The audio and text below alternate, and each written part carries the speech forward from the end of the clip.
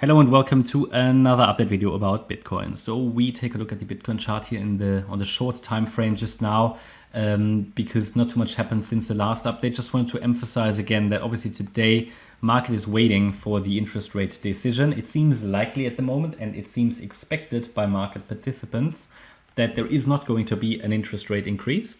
I think most of that is already priced in, which means if they decide to do another one, I think we've had 10 so far in a row.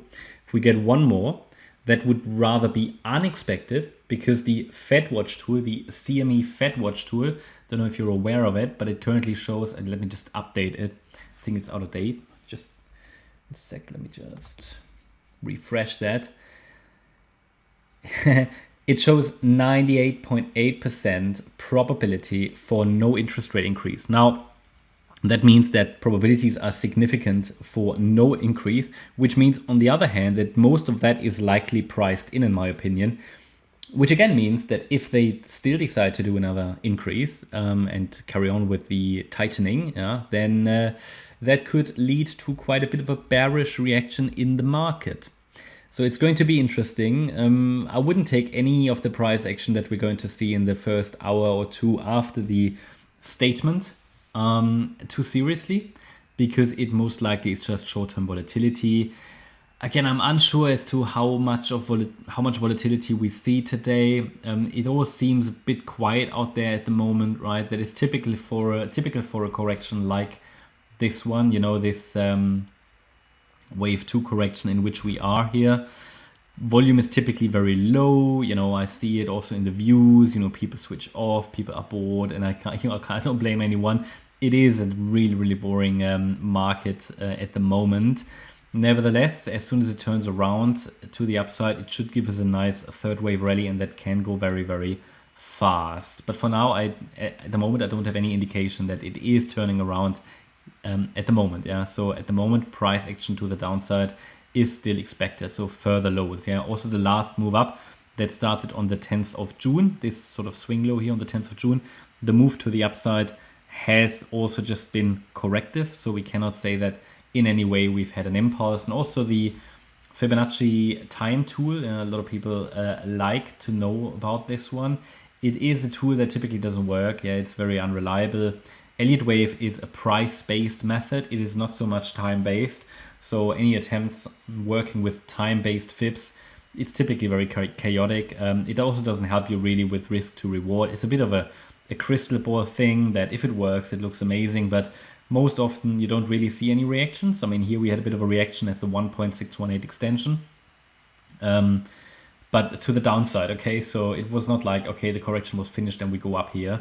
But typically a correction would take sort of the same time as the wave 1, and that was here in May. Obviously it can go longer, as you can see, and actually has gone a little bit too long as per other Elliott Wave analysts who use time-based tools. I don't typically like to use them because they just don't work.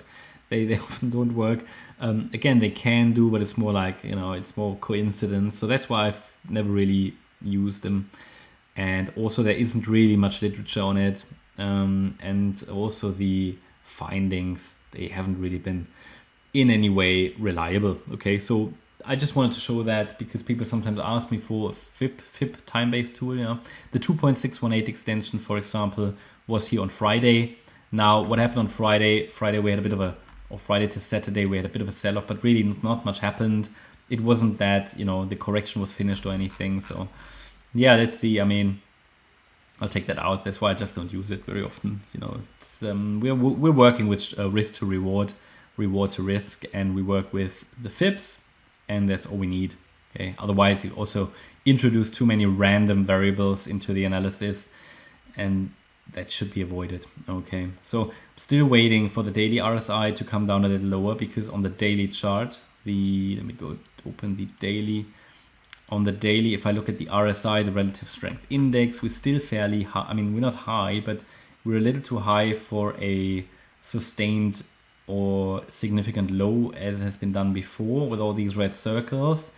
This is typically when the RSI, including the 10th of March, hit a oversold reading, and that typically indicates that a low could be near or could be close, but we're not there yet. So Bitcoin still has further space to move to the downside, and I'm waiting for either another low or a signal that we have bottomed, because we could have bottomed now. I've been talking about that now since Friday, when we've hit the 50% retracement level there at 25.3k again. But really, I'm still leaning towards another low, because price action off the lows has just been corrective. I'm a little bit unsure about this structure here. I might turn that around a little bit, because this wave 4 here got a bit too long, but as long as the top is in now, we could be looking here now at the small 1-2 setup of the fifth wave to the downside, targeting sort of the 24.5k level, 1 down, 2 up, setting it up for lower. But it really would need to break below that 25,375 level where we had support, triple bottom, they rarely hold, and then also break below the 25,312 level, the 50% retracement, to really confirm that. Besides that, not much more going on there. Hope you liked the update. If you did, please hit the like button, leave a comment and subscribe. And if you really like the content, then please check out the channel membership. Thanks a lot for watching. Bye bye.